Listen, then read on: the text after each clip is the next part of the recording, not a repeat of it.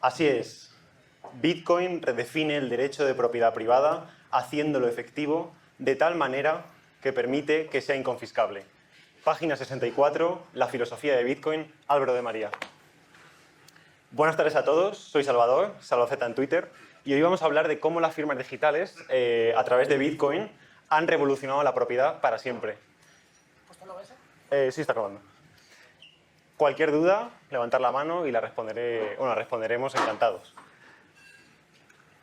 Para comenzar, plantearos, ¿cuándo lo vuestro es vuestro? ¿Cuándo lo tuyo es tuyo? ¿Bajo qué condiciones? ¿Cuál es la base de que algo sea tuyo? ¿Cuál es la base de tener una propiedad? Poder defenderla.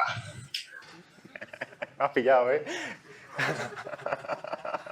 ¿Te lo has leído? No, pero que yo he reflexionado. Ya. Tal y como lo veo yo, tú tienes una propiedad, algo es tuyo, lo tuyo es tuyo, cuando eres capaz de defenderlo. En el momento que ya no eres capaz de defenderlo, simplemente deja de ser tuyo. Esto presenta una serie de inconvenientes de la propiedad privada tal y como la conocemos. El primero es tener que gastar recursos, tener que gastar energía y tiempo en defender esos bienes, ese patrimonio. Además, puede darse la situación en la cual no tenemos suficiente capacidad para ejercer la fuerza contra otros, de tal manera que defendamos nuestros bienes. Históricamente, los humanos hemos delegado nuestra responsabilidad de defender nuestros bienes y nuestro patrimonio en un tercero. Podemos pensar, por ejemplo, en la época feudal, cuando los campesinos, a cambio de una parte de su producción agrícola cada año, recibían protección del señor feudal, con respecto pues, a ataques de otros señores feudales, de guerreros, de caballeros, de quien fuera. Actualmente nuestros bienes, nuestra propiedad privada, las casas, los coches, nuestros móviles, están en registros de la propiedad, por ejemplo, un registro notarial o donde se registran nuestros coches, y gracias a ese registro y a la fuerza que puede ejercer el Estado, es decir, el monopolio de la violencia que tiene el Estado, nuestros bienes serán nuestros. Es decir, dependemos de un tercero para decir que nuestras casas son nuestras, para decir que nuestros coches son nuestros. Esto está muy bien porque ya dejamos de tener que estar ejerciendo la violencia y ejerciendo la fuerza contra otros. Sin embargo, dependemos del criterio, que puede ser totalmente discrecional, de ese tercero. Si ese tercero se vuelve en contra nuestra, si el Estado se vuelve en contra nuestra, perderemos la propiedad. Es decir, nuestra propiedad la podemos entender como una propiedad con condiciones, con la condición de que seamos buenos ciudadanos, de que cumplamos las normas, de que paguemos impuestos. Es como si la propiedad fuera una propiedad nuda del Estado y nosotros solo tuviéramos el usufructo de esos bienes. Como decía Ayn Rand, uno tiene propiedad por la cortesía de quienes no se la quitan. Necesitamos plantearnos un sistema de propiedad en el cual sea inconfiscable y además no dependa de terceros para decir que es nuestro. A primera vista, pues podemos pensar en nuestra mente, nuestras ideas, nuestra cabeza, lo que somos capaces de elaborar. Eso es inconfiscable, está en nuestra mente, además no existe físicamente y nadie puede decir que no es nuestro. Somos nosotros mismos los que generamos esas ideas. Esas ideas se pueden plasmar en productos industriales, en un nuevo servicio, pero a la hora que ya se convierten al mundo físico, vuelven a ser confiscables. Además, las ideas no se pueden vender como tal, no podemos intercambiarlas por bienes y servicios.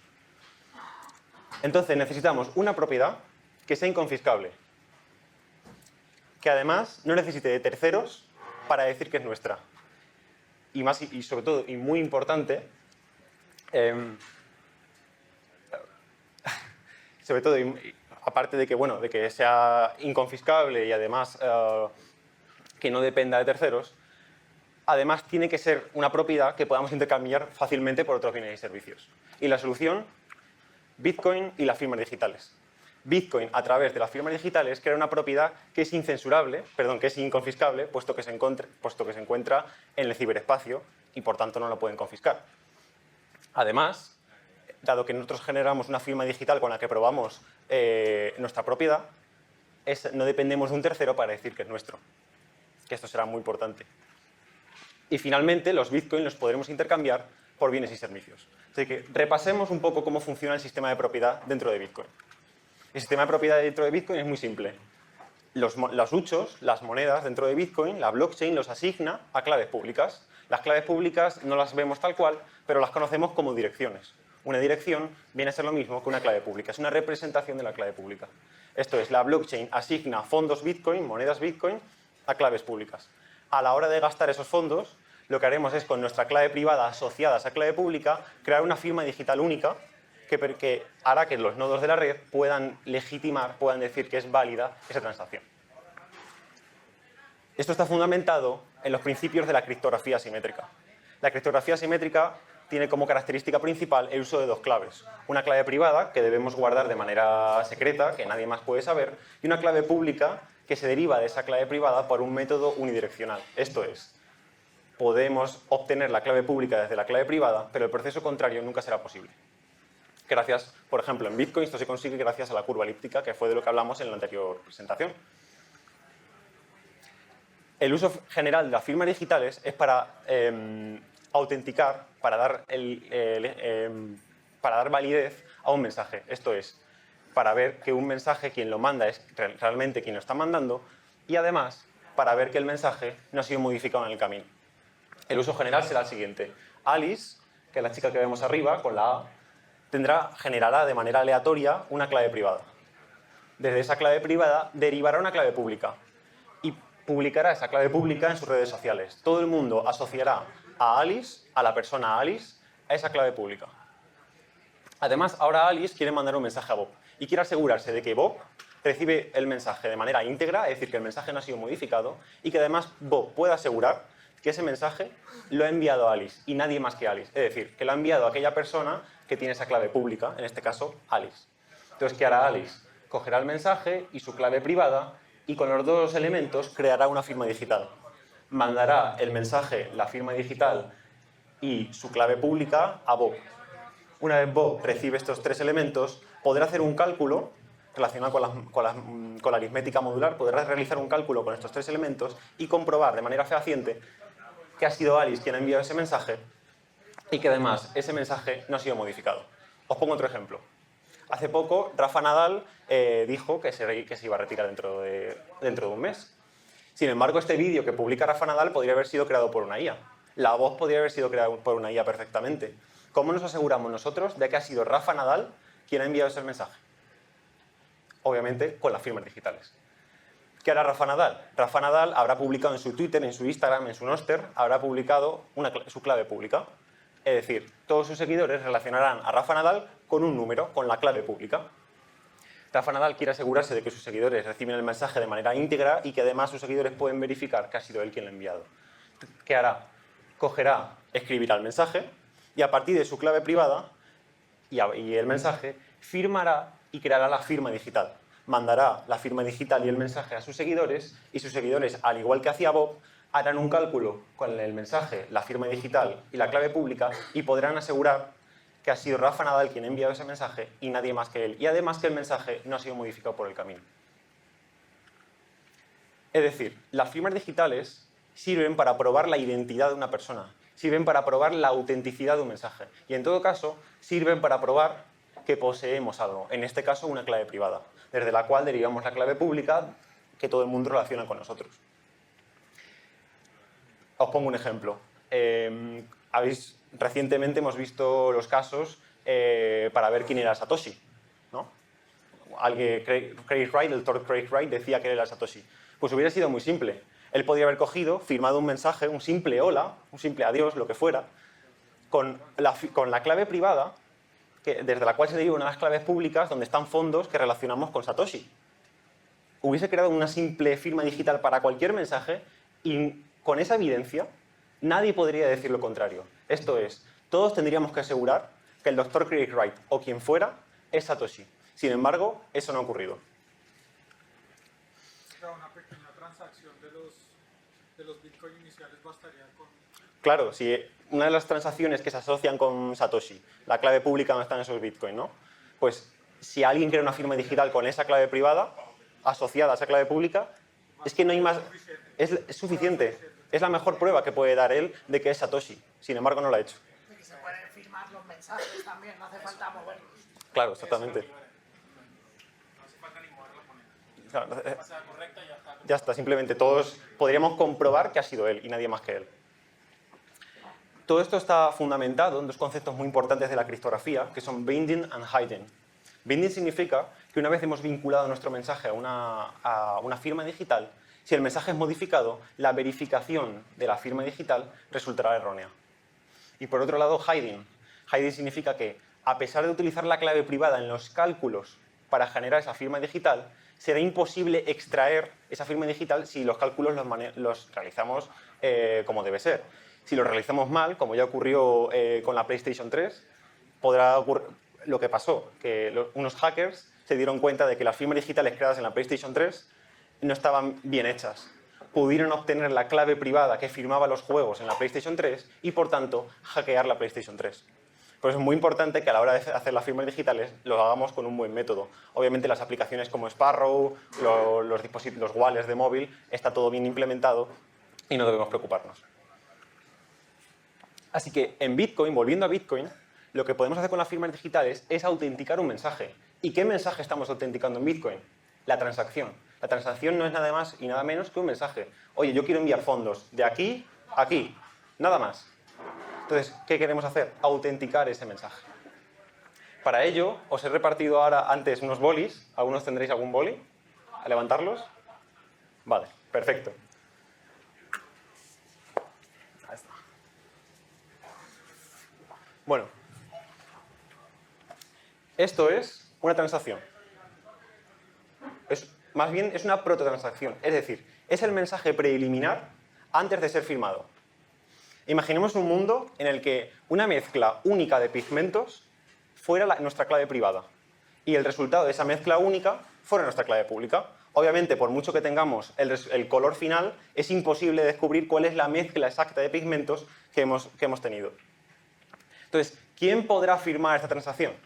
Aquella persona que tenga ese boli que contiene los pigmentos que le permita que tenga el mismo color que la clave pública. Esto es, ¿alguien tiene el color naranja? Ah, tienes tú. Entonces, ahora mismo tenemos la prototransacción. Esto es lo que tenemos antes de firmar. Y ahora vamos a firmarla.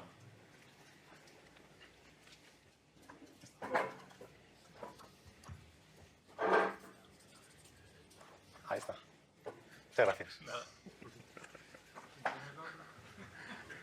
Como veis, solo la persona que tiene el boli de ese color ha podido firmarla. Porque si no, los colores no coincidirían.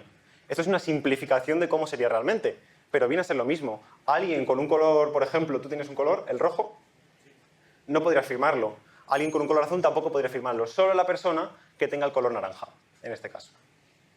Además, ahora esta transacción ya es la transacción final. Y por tanto, ahora todos podemos comprobar, si todos fuéramos nodos, podemos comprobar que es legítimo el movimiento, puesto que coincide el color con la firma. Yo soy un nodo, la valido, está bien, y se la paso al siguiente nodo. ¿Y qué dice el siguiente nodo? Esto está bien. Está bien, ¿no? Y se la pasa al siguiente nodo. Muy bien. Está muy bien, ¿no? Vale, entonces, esto es lo que haría la red de Bitcoin. Cada uno de los nodos irían pasando la transacción hacia el resto, hacia sus compañeros, hacia sus nodos compañeros, y todos harían esta validación, ¿no? De ahí es tan importante que haya muchos nodos que usen una red descentralizada. Lo que hemos visto es una simplificación. Oye, disculpa, o sea, Sí. es importante que haya muchos nodos porque yo podría decir que no es válido. Claro. O sea, yo podría Sí, porque tú podrías tener tener un un... interés en que no reciba. Exactamente. Es muy importante porque si no alguien podría, por ejemplo, estar metiendo transacciones inválidas y darlas como válidas, o alguien podría tener eso, el interés de dar por inválida una transacción que es claramente válida. Lo que hemos visto es una simplificación de una de las muchas condiciones de gasto que existen en Bitcoin. ¿Y qué es una condición de gasto? Una condición de gasto nos determina a nosotros, los propietarios de Bitcoin, cuáles son las condiciones que debemos cumplir para poder mover esos Bitcoin. La que acabamos de ver es probar que tenemos una clave privada y lo haremos a través de una firma digital. Las condiciones de gasto se llaman de manera más formal locking script. El locking script, que es cuando nos llega una transacción, nos indica de qué manera tenemos que gastar esos fondos, de qué manera tenemos que probar que somos los legítimos propietarios de esos fondos. ¿Cómo lo haremos? Al crear una nueva transacción en la que enviamos esos fondos, generaremos un unlocking script, en este caso, nuestra firma, es decir, un script que desbloquea ese locking script. Os sonarán seguramente direcciones que empiezan por BC1Q, que empiezan por 1, que empiezan por BC1P, por 3. Por ejemplo, la primera, que es la más utilizada actualmente, Pay to Witness Public Key Hash, es justo esto. Es decir, es una condición de gasto que hace al propietario de esos Bitcoin probar que tiene la clave privada desde la cual se deriva la clave pública donde están los fondos, sin más. Son diferentes formas de explicarlo, de poner en palabras, en Bitcoin, la misma condición de gasto. Veámoslo con un ejemplo. Satoshi quiere enviar fondos, ¿no? Satoshi o quien fuera. Entonces, ¿qué va a hacer? Va a crear la prototransacción, que es la que teníamos aquí, va a coger su clave privada y junto a la prototransacción va a hacer la firma digital y además tendrá su clave pública, que ya está en Bitcoin. Cogerá esos 3 elementos y con esos 3 elementos juntándolos que crea la transacción final, que es después la que vemos, por ejemplo, en mempool.space. Esos 3 elementos, la transacción final, la enviará a los nodos y los nodos hará justo lo que acabamos de hacer. Esto es, verificar que la transacción es válida y que el unlocking script desbloquea correctamente el locking script. Esto es, la condición de gasto que se impuso. Os pongo unos ejemplos. Una prototransacción tiene esa forma. Es un número muy largo, de una forma estandarizada de mandar un mensaje, pero viene a ser un mensaje. Después tenemos una firma digital. La firma digital son también 2 números muy largos, el valor R y el valor S, y después una clave pública, que también es un número muy largo. Cuando juntamos esos 3 elementos, justo lo que hacíamos aquí, tenemos la transacción final. Es decir, esa transacción ya incluye la clave pública que veíamos antes, la firma digital y esa prototransacción donde se indica de dónde a dónde movemos los fondos. ¿Es exactamente todo, o sea, eso partido en trozos? O... Sí, bueno, hay una que otra diferencia, ¿no? Pero porque no va de manera seguida tal como lo veíamos, se reestructura, ¿vale?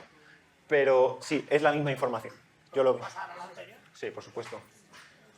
Pues, La es prototransacción... distinto, ¿no? Claro, cambia, porque al final lo que estás haciendo es integrar esa firma y esa clave pública, la estás integrando en la prototransacción de arriba. Arriba solo se está indicando de dónde a dónde hay que mover los fondos. Nada más. Eso es una transacción, es un mensaje. Y después, con la transacción final, pues ya tendremos la información completa que necesitan los nodos para poder validar esa transacción.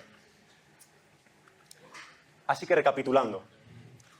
Si memorizamos una clave privada, o por lo menos memorizamos su acceso, ya sea a través de 12 palabras o una passphrase, podremos crear firmas digitales válidas con las que mover Bitcoin, con las que gastar Bitcoin comprando bienes y servicios.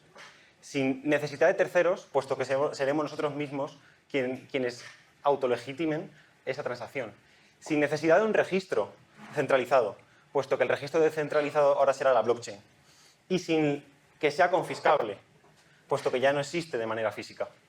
Esto es, estaremos consiguiendo una propiedad inconfiscable y verdadera. En Bitcoin, lo tuyo es tuyo. En Bitcoin, lo tuyo es tuyo. Lo repito, en Bitcoin, lo tuyo es tuyo y nadie puede negarlo. Porque con una firma digital, nadie puede decir lo contrario. Tú creas una firma digital y por mucho que quieran decir lo contrario, estarían negando las matemáticas. Entonces, los nodos verifican esa transacción y por mucho que quieran decir lo contrario, son tus fondos. Es tuyo realmente. Así que nada, muchas gracias. Y antes de terminar, me gustaría volver a citar a Álvaro de María. Bitcoin redefine el derecho de propiedad privada, haciéndolo efectivo de tal manera que permite que sea inconfiscable. Muchas gracias.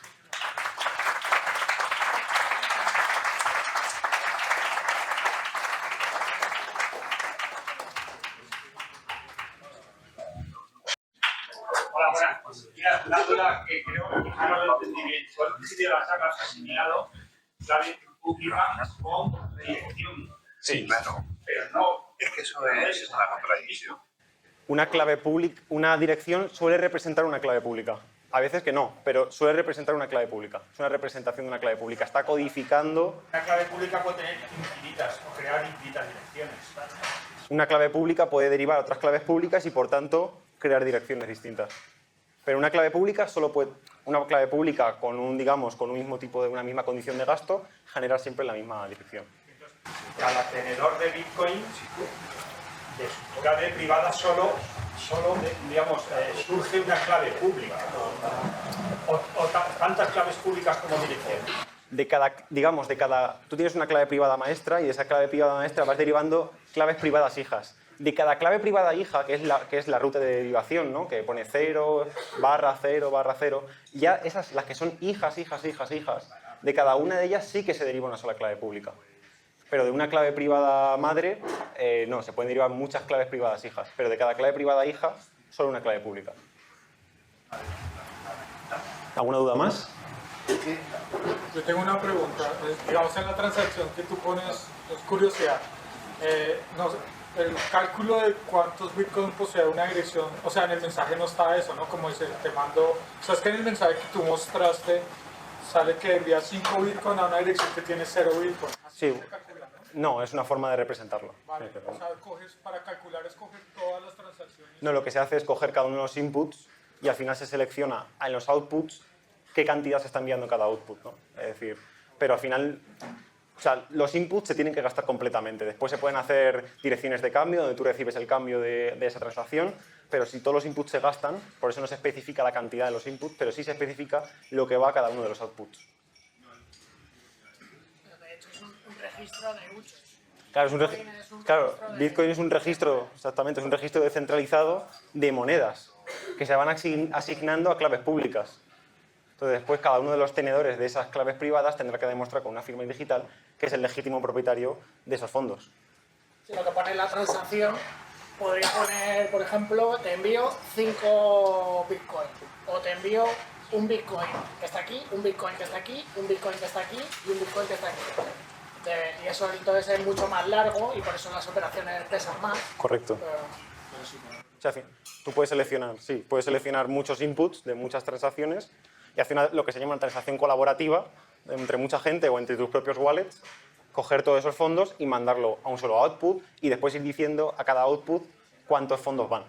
Pero si de una transacción puedes meter tantos inputs, es decir, tantos fondos como desees. Como puedas pagar. Como puedas pagar también, sí. La mejor manera de explicarlo sería como que tienes billetes que los puedes, o sea, te puedes cortar partes. Que tienes un billete que tiene una denominación y tú quieres enviar el total de esos billetes 100, es el valor, no sé, 100. Pero tú tienes, entre todos tus billetes, tú tienes 300. Tienes uno de 17, otro de 20, otro de 30 y uno que es de 50. Entonces, mezclas los que crees que van y mezclas como si fuesen una sola masa y luego de ahí sacas de ellos la cantidad que le envías a él, que a él le ibas a enviar, ¿cuánto habíamos dicho? 5 Bitcoin. 5. Muy afortunado, la verdad. A él le vas a enviar 5. Y tú te vas a quedar con toda esa mezcla que hiciste, una parte, que esa te la quedas tú. Lo que no hayas usado se sigue quedando como un billete no tomado. No hacer ninguna mezcla. Depende del tipo de transacción. Lo mezclas porque entran las cantidades. Tú siempre tienes que especificar a dónde van los fondos. Si no lo especificas, esos fondos van a los mineros. Es decir, la diferencia entre lo que tú coges y lo que sale es lo que se lleva a los mineros, realmente. Tú no especificas nunca, le voy a dar una fee al minero, no. La diferencia entre lo que envías y lo que llega es siempre la fee. Si tú, no, por ejemplo, estableces una dirección de cambio, todos esos bitcoins que iban a tu cambio irían al minero.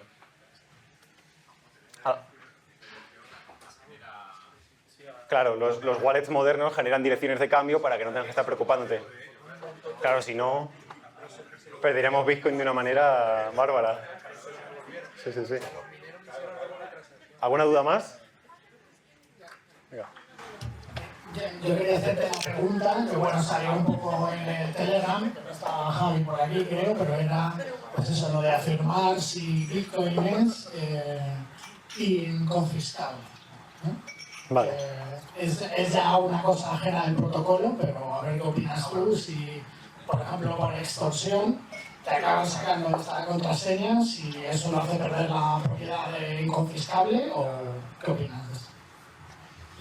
Bitcoin por protocolo, es decir, a nivel técnico es inconfiscable, justo lo que vimos en la anterior charla. Gracias a la curva elíptica, por mucho que tengan la clave pública donde están nuestros fondos, no van a ser capaces de obtener esa clave privada con la que firmar digitalmente una transacción. Sin embargo, la coacción siempre ha existido. Es decir, siempre pueden venir a tu casa, darte con una llave Allen o darte con lo que sea hasta que cedas. Pero eso ocurre con todo.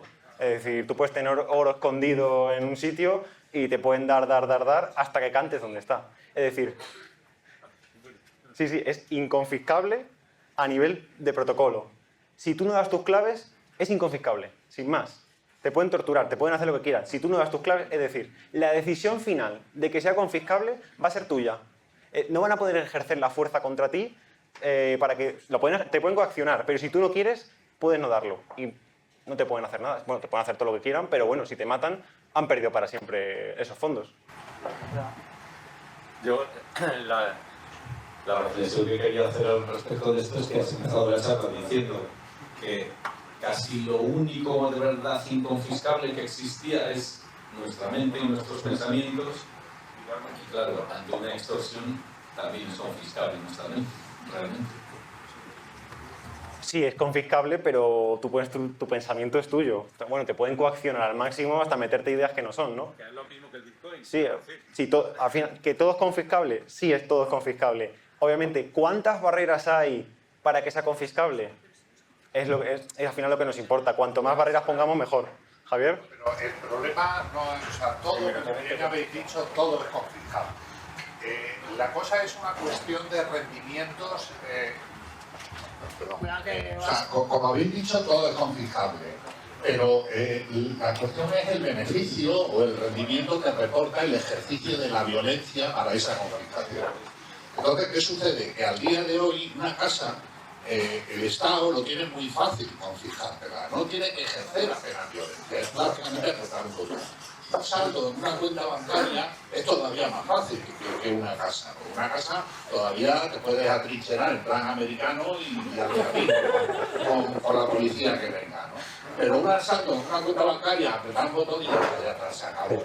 Sin embargo, en Bitcoin, y ya no solo una persona, sino si lo multiplicamos por todas las personas que tienen Bitcoin, ¿no? Porque lo perdí en un accidente de barco, ¿no? Pero si tienes que ejercer violencia sobre todas esas personas, si tienes que meter en la cárcel a millones de personas para conseguir esa confiscación, entonces el ejercicio de la violencia no sale rentable.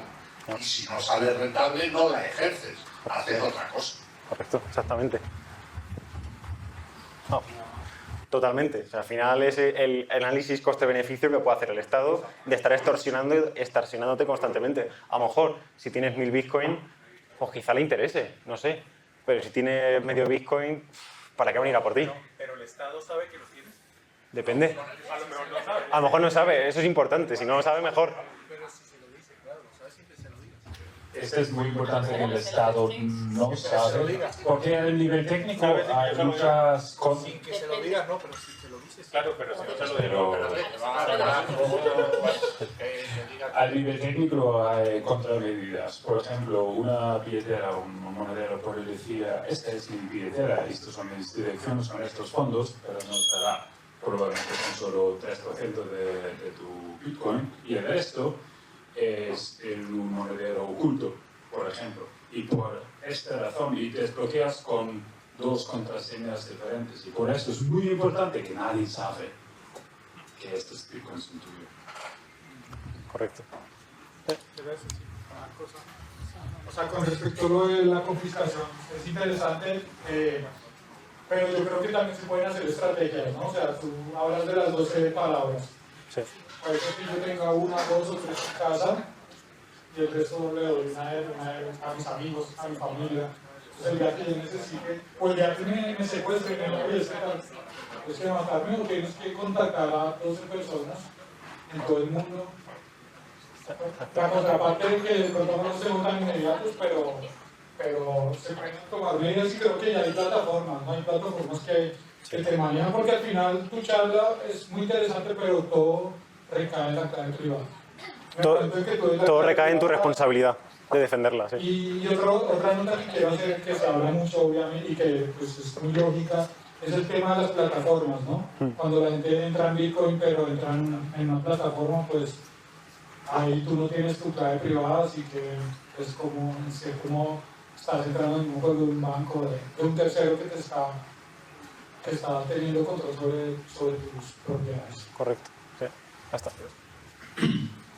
Yo quería hacer una reflexión al respecto, que yo llevo años pensando en el Bitcoin Y creo que este tema de la no confiscabilidad del Bitcoin va a cambiar por completo el tipo de qué impuestos, qué cosas van a ser sujetas a impuestos y qué cosas no.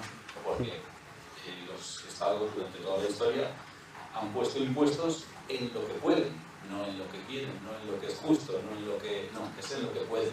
¿Y en qué es en lo que más pueden? Pues allá donde se está moviendo el dinero es donde el Estado puede coger una parte de lo que ganas, de lo que vendes, sobre todo eso, de lo que ganas y de lo que vendes. Las dos cosas que más te cobra el Estado porque es donde pueden. Pero ahora que vienen probablemente décadas posteriores en las que mucha gente ganará dinero en Bitcoin, ya de lo que ganan no podrán picar. ¿Y de qué sí van a poder siempre cobrar impuestos? Pues de lo que tienes en propiedad inmobiliaria, por ejemplo. Yo estoy convencido que en las próximas décadas viene una subida brutal de impuestos a la propiedad inmobiliaria, porque eso sí pueden. Bueno, es una reflexión. Sí, sí, totalmente. Totalmente de acuerdo. Pero, o sea, lo importante es que no sepan que lo tienes. Claro. No que lo tengas, porque lo puedes tener. Sí, bueno, lo puedes tener y que... La propiedad inmobiliaria siempre van a saber. Pero si saben que tienes el Bitcoin de alguna forma. Pero yo creo que lo importante es que sea anónimo. Y la propiedad puede estar a nombre de una sociedad. Hay formas igual, Hay el Estado puede decir, puedes te establecer... permito hacer transacciones en Bitcoin. Bueno, pero tú te vas por otra red, te vas a través de Tor, ¿quién te va a prohibir? No sé, o sea, pero igual, Siempre hay formas. O sea, yo creo que... otra billetera y luego... No está. Sí, pero yo le quiero comprar una casa, una vivienda aquí con Bitcoin. Si es extranjera. A lo mejor. Si es extranjera. Complicado. Sí, no, para tú tienes que ir a una notaría y la notaría te va a decir, no, Toma el gato y el ratón. Claro, pero no... nombre tal, Esta propiedad también hacer la compra en No, negro. sí, eso hacen, pero que bueno, hay formas también que podrían llegar a... El IVA se va a multiplicar por 50. Sí, eso ya es otro tema y ya era ese tema. Yo quería matizar, tú que has comentado como un sistema de protección, dividir, por ejemplo, una semilla de 12 palabras, compartirla, eso no lo hagáis.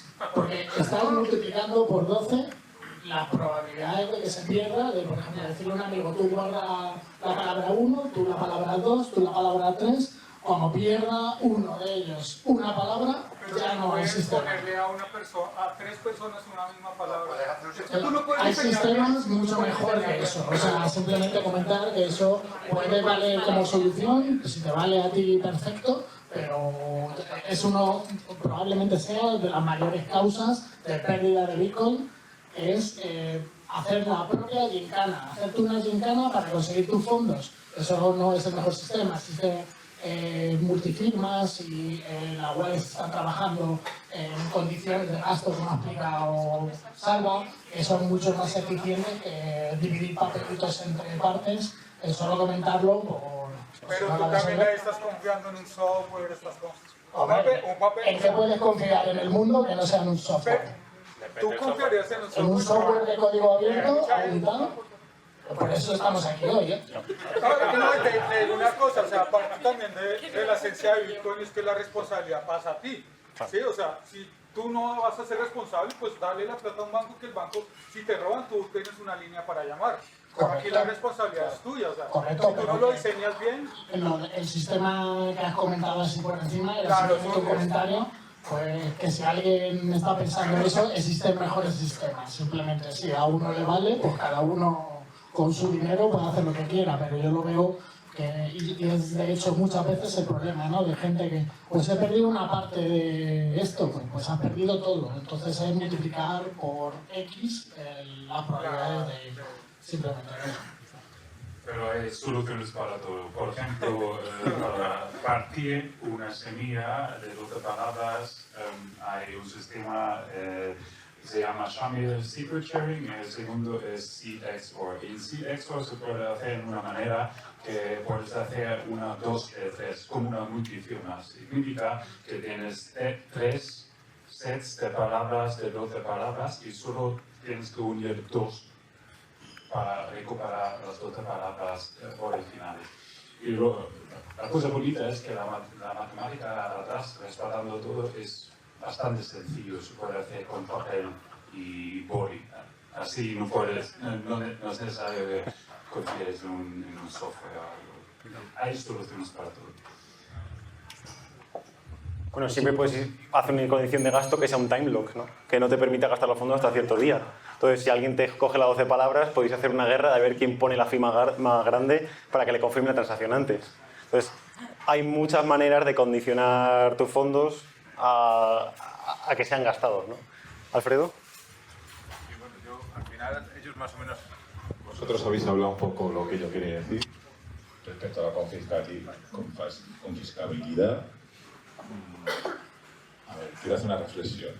El Estado puede llegar a un momento en que todo el que tenga Bitcoin puede transaccionar con ello, pero tarde o temprano se tiene que exponer. O sea, cuando quiere hacer un canje de ese valor que ha generado por un bien o por un servicio, se tiene que exponer. Y podría llegar un momento en que a lo mejor esa exposición se viese coartada. Quiero decir, cualquier Bitcoin con KIC está claro que ya está identificado, pero cualquiera que esté sin KIC, en el momento de salir, pues lleve una penalidad, lleve una confiscación o lleve lo que corresponda que el Estado se le antoje proponer y hacer. Sí, o sea, limitar. O sea, que a lo mejor se puede acabar en que solamente sea como un trueque a la antigua entre personas que tengan Bitcoin y que cambien un Bitcoin por un servicio o un trato personal o lo que se quiera, porque en el momento en que te expongas públicamente vas a estar vendido. Seguirá siendo inconfiscable. Sí, pero seguirá siendo inconfiscable.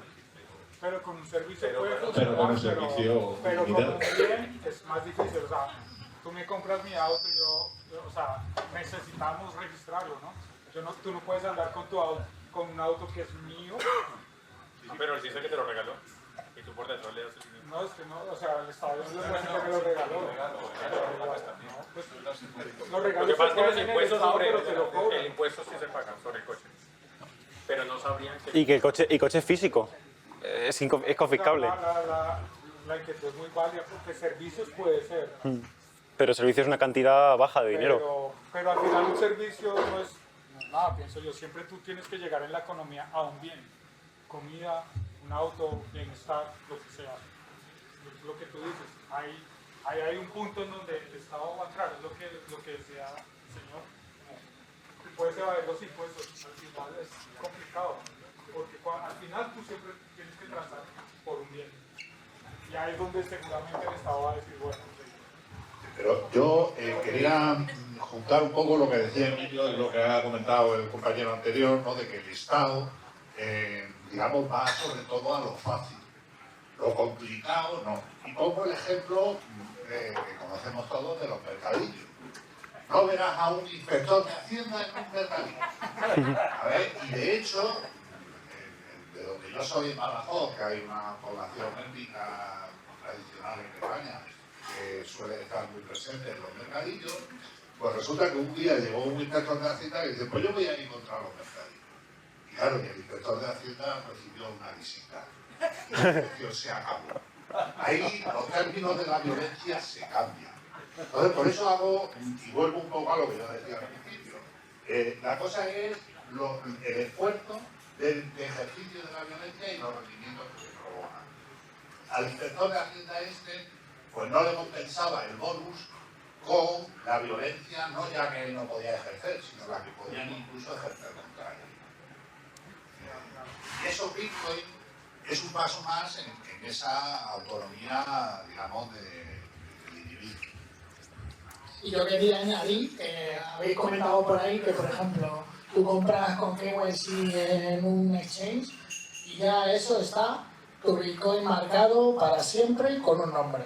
Ahí hay muchos matices. Tenemos el tema de la ofuscación dentro de la propia cadena, que es el tema de los coinjoins, que ahora está un poco más complicado y es pues juntar, para el que no sepa el concepto, pues es aquí sacamos una bolsa, metemos todos 5 monedas de 1 euro la removemos y luego vuelve otra persona, cada uno por uno, volviendo a sacar 5 monedas.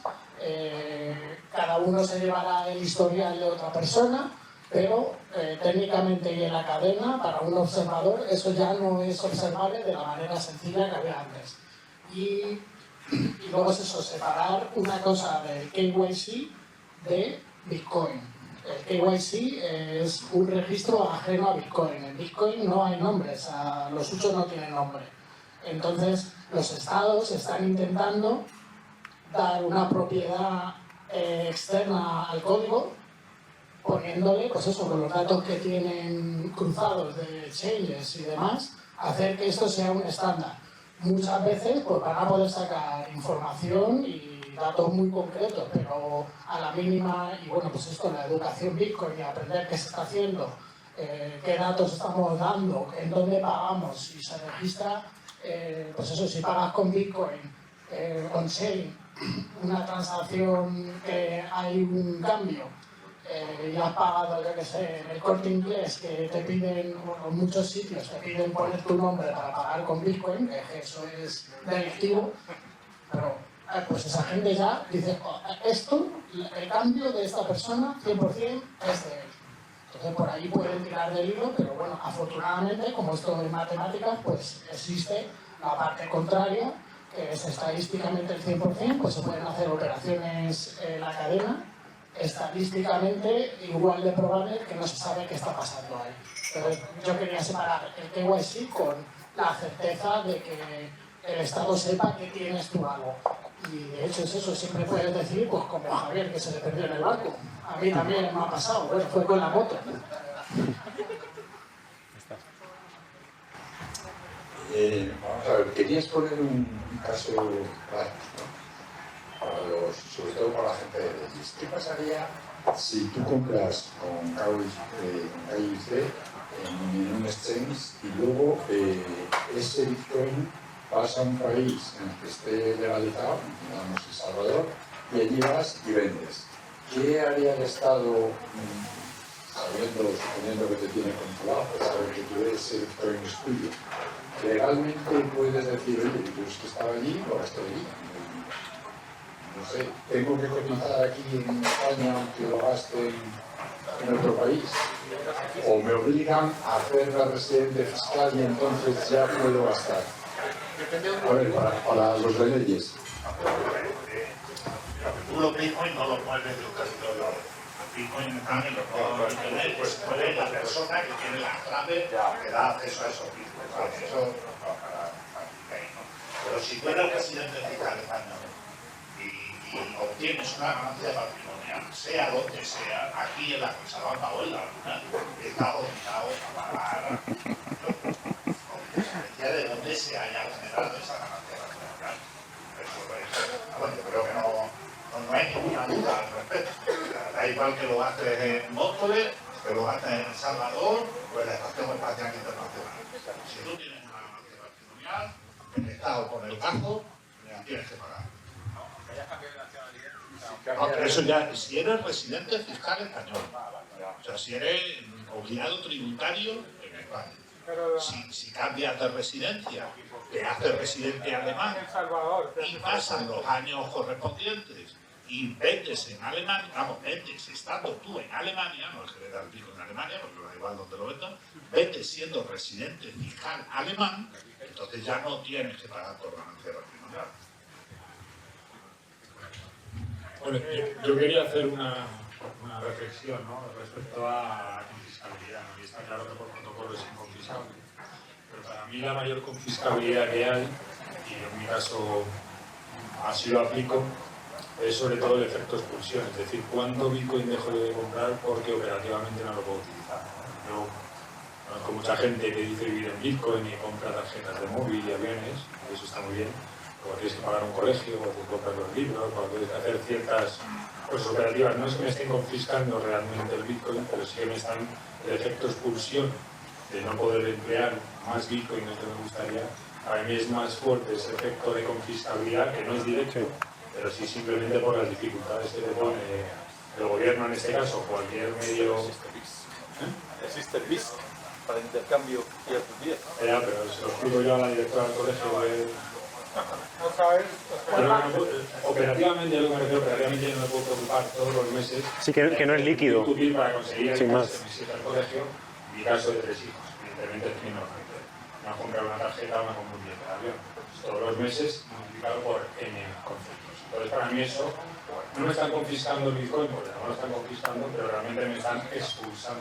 Otra cosa es que yo tengo como reserva de valor y digo, oye, pero yo explicar mis ahorritos ahorita, pues ahorita. Entonces, para mí eso es más confiscabilidad de lo que realmente representa el protocolo. Para mí es una dificultad y por llegar a las CBDCs va a ser todavía más dificultoso.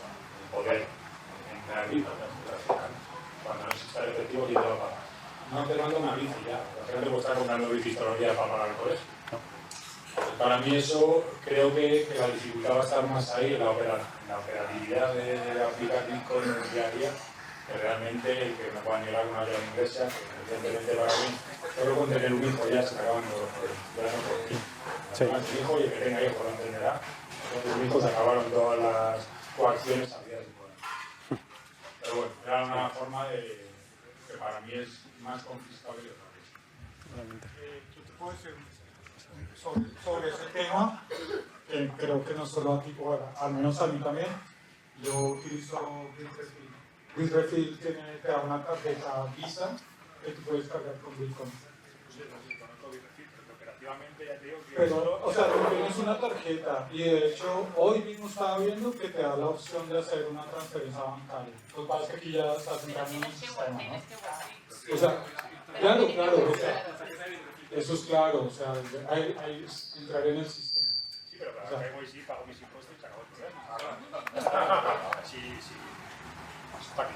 Pero tú puedes comprarlos tú a una persona que es prácticamente anónima, usando BISC o usando otros métodos que hay de compra tú a tú. Pero puedes incluso comprar en efectivo. O sea, comprar los euros, porque tú no exprimir euros por efectivo. Yo tengo que pagar el colegio mis hijos. Y para ese colegio de tus hijos. Bitcoin, lo vendo todos los meses el día 15, que no me da tiempo, hostia, a ver si me compra, tal, no sé qué, hostia, la volatilidad no puedo pagar. Para mí eso es inviable. Sinceramente, no sé. A lo mejor para el resto me parece complicado. Sí, al hilo de esto que está comentando el compañero, ¿sabéis de algún país, excepto El Salvador, que sea esa operativa más fácil? Creo que el compañero decía que se iba a ir a Argentina, no sé si a lo mejor ese país, o Colombia o algún sitio donde se pueda utilizar Bitcoin de una manera un poco más fácil.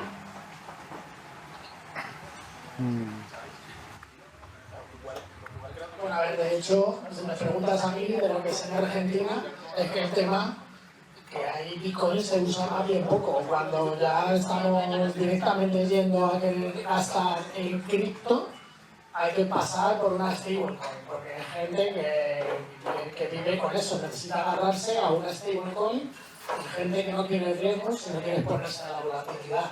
Entonces, en una parte de lo que voy a ir es saber también cómo funciona todo eso. Pero facilidad de gastar en Bitcoin, pues es que está en la temática, ¿no? Que a veces hay que pasar por ciertas cosas. Ha comentado por aquí el compañero lo de Bitrefill. O bueno, pues aquí ya está pasando por un KYC, porque de hecho es que te dejan utilizar Lightning en Bitrefill cuando es con la tarjeta, que con Lightning ya sabemos que la privacidad y la observabilidad de la cadena es bastante menor.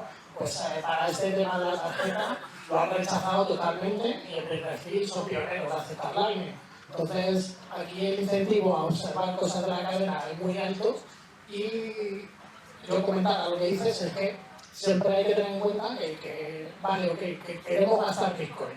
Pregunta, ¿hay alguien que me da cash por Bitcoin en todo el planeta?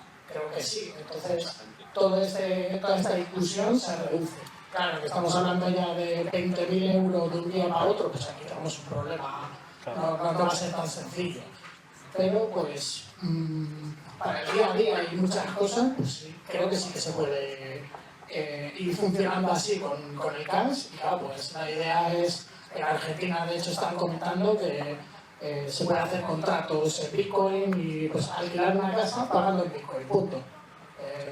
Eso ya, en teoría, no tiene que ser moneda oficial, de uso oficial como en El Salvador, que sería lo ideal, y con matices. Pero bueno. Ahí está. Al hilo de lo que tú decías, Javier, si tú tienes tu Bitcoin como reserva de valor, no te interesa gastarlo. Esto es, está claro. Al final te interesará mejor gastar tu CBDC típica para parecer un ciudadano normal, para que no te echen del país, para que no seas un excluido. Para gastar. Lo entiendo yo así, ¿no? Al final tendrás Bitcoin, tu Bitcoin lo tendrás como reserva de valor para cuando, si te vas a otro país donde esas leyes no existan y puedas gastar tu Bitcoin de manera más libre, ¿no? Pero mientras tanto gastarás CBDC o gastarás efectivo y, claro, O sea, ¿hay alguien aquí que no tenga euros? Yo creo que soy el que menos euros tiene aquí, creo. Eso que tiene mucho Bitcoin. ¿Tú eres el de los 5 Bitcoin de antes? ¿Eh? ¿Tú eres el de los 5 Bitcoin? Sí. No, pero que en realidad todo el mundo con trabajo aquí cobra en euros. Entonces, pues hay que gastar eso. Exactamente. En lugar de gastarlo. Por mucho que es mejor gastarlo, se devalúa, lo gastamos ya y nuestro Bitcoin sigue subiendo. No sé, pero sí, totalmente. ¿Kilian? Solo quería comentar que en Argentina es muy viable vivir en Bitcoin, no de una manera directa, pero muchas de las cuevas, como se llaman las casas de intercambio inoficial que no tienen KYC, aceptan Bitcoin. Tether, normalmente es Tether y Bitcoin. Y si vives en Buenos Aires tienes varios sitios donde puedes cambiar por Tether. Y así, en mi opinión, es vivir en Bitcoin así. Yo vivo así aquí en España y así se puede vivir mucho más fácil y sin todo así en Argentina. Y fuera de El Salvador solo tienes lo que se llama economías circulares. Por ejemplo, en Costa Rica hay Bitcoin Jungle. Si vives ahí, puedes ganar tu trabajo, puedes ganar Bitcoin, si sabes un Bitcoin, puedes gastar Bitcoin. Pero fuera de eso, vivir de manera directa significa pagas todo en Lightning y tu día a día hay pocos sitios que funcionan así. El Salvador y estas economías muy pequeñas en la jungla. Y en Argentina, en las cuevas no hay chain análisis. Con mis bitcoins no hago nada. Por ahora. ¿Y estas son chain, las facilitas? Estas sí. Para cuando euros usan la Las cuevas no van a... ¿Para qué venir? Bueno, yo me voy a permitir insistir en BISC.network. Esta es una herramienta fabulosa para la privacidad. Porque yo creo que la estrategia para todo el mundo es lo que ahorres, lo ahorras en Bitcoin. Para gastar, pues usas los euros.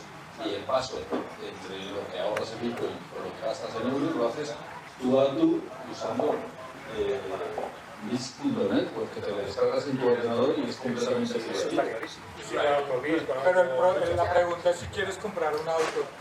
Yo tengo Bitcoin y digo, quiero comprar un auto, lo vendo. Y luego, ¿cómo le explico al Estado? Me va a preguntar, oye, ¿dónde sacaste 30.000 euros? También. ¿De dónde sacaste 30.000 euros mientras no vayas a BIS a comprar?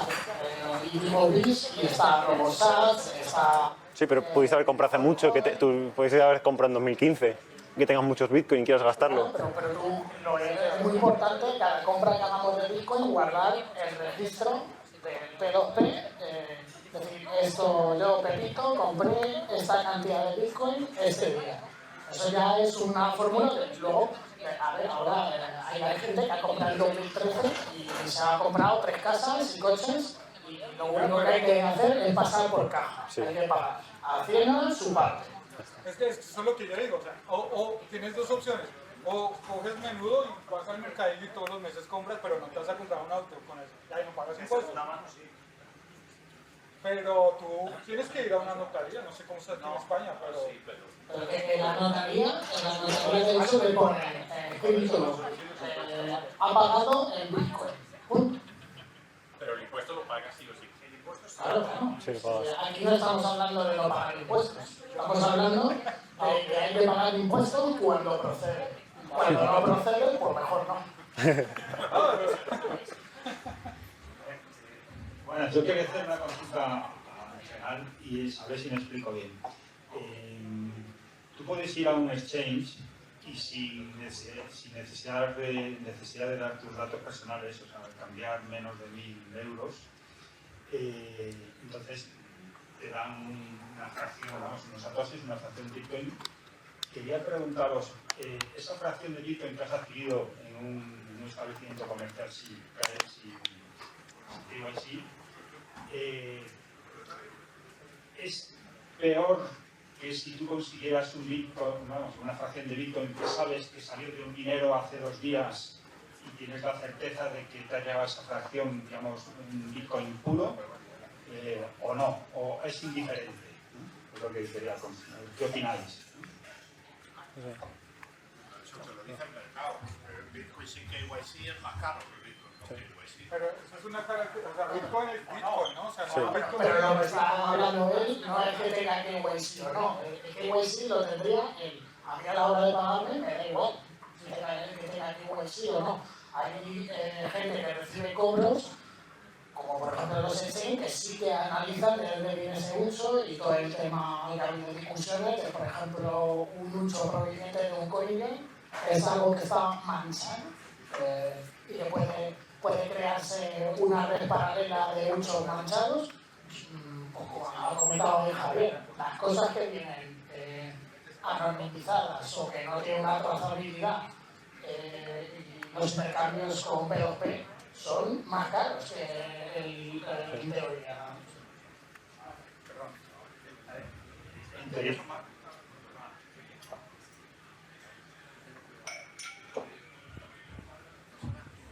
¿Son más caros o no?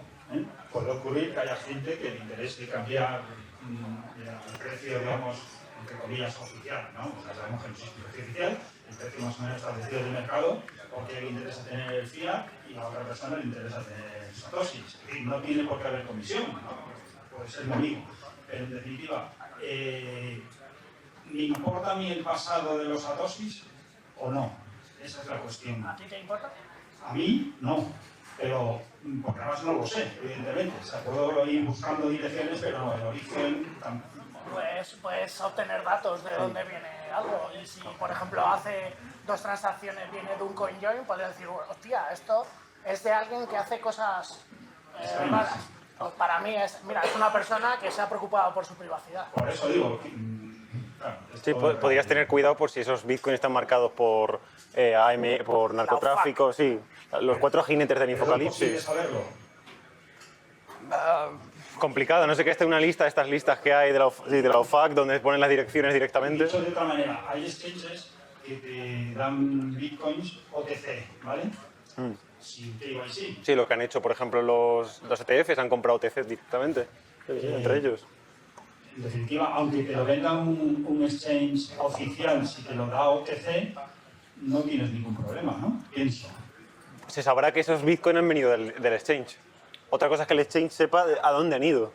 Es que el tema, ya estás hablando, aquí ya estás hablando del negocio de la trazabilidad de los usos. Está básicamente estas empresas de chain analysis y es un negocio. Ellos venden un sistema a los exchanges de decir, es que esto viene de este sitio y según mi sistema esto es de no sé qué usuario y está bien. Es una persona que ha comprado en X sitio y es de buena procedencia. Y también te voy a analizar, pues eso, este uso viene de hace 2 transacciones, un CoinJoin.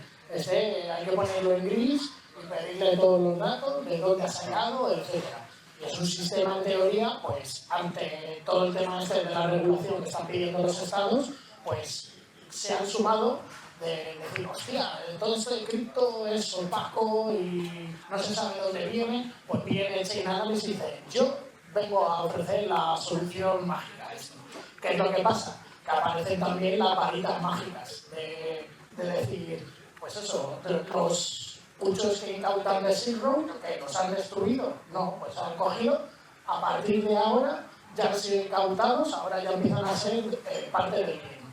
Entonces, todo esto de chain análisis y de la trazabilidad de los usos, sin tener en cuenta que aquí hay muchísimo dinero con respecto al compliance y a permitir hacer cosas en los exchanges que les exigen, oye, dime de dónde viene esto y dime que no proviene de actividades ilegales, porque esto puede ser un casino aquí que están liando, pues cogen, contratan los servicios de chain análisis para que le digan, oye, ponme el ranking a los usos, si están buenos, si son sospechosos o si provienen del mal. Entonces, hay que tener en cuenta eso. Tú como usuario individual, yo creo que a mí cuando me pagan, yo no me pongo a ver de dónde vienen los usos, salvo que sea por curiosidad o por intentar obtener información del pasado de su usuario, pero yo no, o sea, los bitcoins funcionan. O sea, los que te mandan, no es que digas, hostia, me ha mandado uno que está roto. No, que... No es preocupante, en definitiva. Para mí no, para algunos sí. Para algunos hay gente muy preocupada con eso, hostia, me han mandado uno de un CoinJoin, esto está ya manchado, yo no lo quiero. Sí, pero siempre puedes hacer tú algunas formas de engañar a Chainalysis. Y también Pues, dependerá la cantidad, ¿no? O sea, si te van a claro. enviar 10 Bitcoin, pues... Sí. Pero si te van a enviar 10 satoshis, pues... Sí, pero que la trazabilidad no existe a nivel de cadena, solo existe por encima. A mucha gente le preocupa lo de Chainalysis, pero realmente es una cosa que se usa por gobiernos, por bancos, por sitios y cuesta una pasta usarlo. O sea, realmente son como $50.000 cada vez que lo utilizan. O sea, no lo van a usar para perseguirte por 50 euros en satoshis. Es una cosa que es más para buscar a grandes evasores fiscales y cosas así. Realmente al usuario medio no tiene que preocuparle en absoluto esa herramienta. No.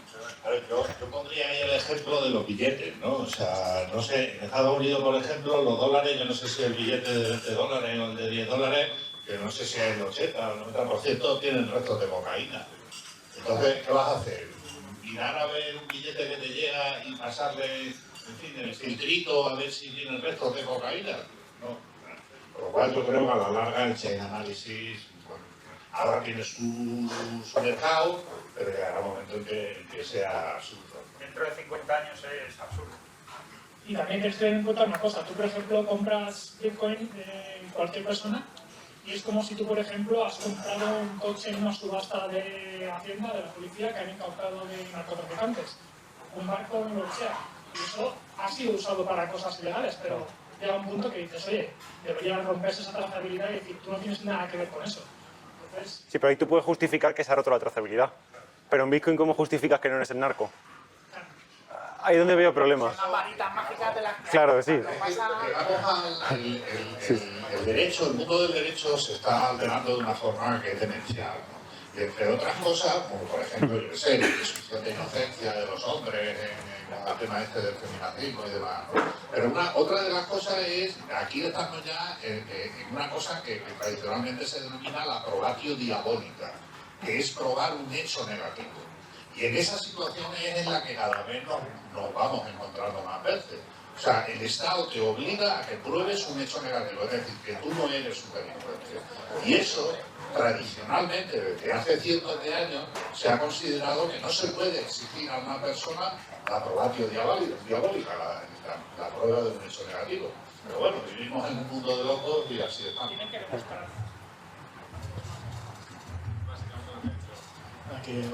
Yo lo único que iba a decir es que mientras más nos vamos moviendo a las capas superiores y más se va actualizando Bitcoin en cuanto a temas de privacidad, más difícil se va volviendo el Chainalysis. Entonces, siempre, o sea, cada vez se va haciendo más como el efectivo e incluso ni siquiera como el efectivo, porque el efectivo puede rastrear el billete. O sea, pasándonos a Lightning, por ejemplo, no puedes rastrear de dónde viene el fondo. Solamente sabes que alguien y lo que estás habilitado. Okay. El ejemplo que ha puesto Javier de lo de la cocaína en los billetes es todavía mucho más perverso lo que pretenden hacer con Bitcoin, porque es eso, imagínate que vas andando por la calle y te sacan, a ver, los billetes sacan, te hacen la prueba de si tienes cocaína en el billete y ya te acusan de tráfico de cocaína. Perdona, esto es como... Y podría ser peor, porque podría ser pues aquí hemos pagado, aparece la inspección y revisan los billetes que tienen ahí y oye, aquí hay tráfico de cocaína. Entonces es mucho más perverso todo eso que están haciendo los de Chainalysis y hasta entrevistas que he oído por ahí, pues hasta ellos mismos no pueden hablar negativamente de su herramienta, pero te hablan de que existe la línea gris, que es que no tienen ni puta idea de dónde viene y Claro, pues es que es eso, el CoinJoin estadísticamente rompe todo eso. Entonces, va a ser una cosa importante en el futuro y como ha comentado Paquito, pues están poniendo muchas trabas en capa 1, pues están pagar el Lightning ahora, yo siempre digo, yo te pago el Lightning, es que no quiero revelar entre colegas, pagar algo on-chain es revelar tus fondos si no operas correctamente. Entonces pues ya estamos avanzando y es eso, van saliendo, pues a ver el tema este de ARC y de tal, cosas que están escalando más, que harán que estas discusiones parezcan pues, cosas de Bitcoin de 2013 que estaban a otras cosas. Yo creo. Okay. ¿Alguna cosa más? Pues muchas gracias. Podéis encontrar mis artículos en Estudio Bitcoin. Aquí tenéis el enlace al último artículo de las firmas digitales, donde hablo del tema de hoy de manera mucho más extensa y hasta explicando la aritmética modular que hay detrás para que todo esto funcione y todo tenga sentido. Así que nada, muchas gracias.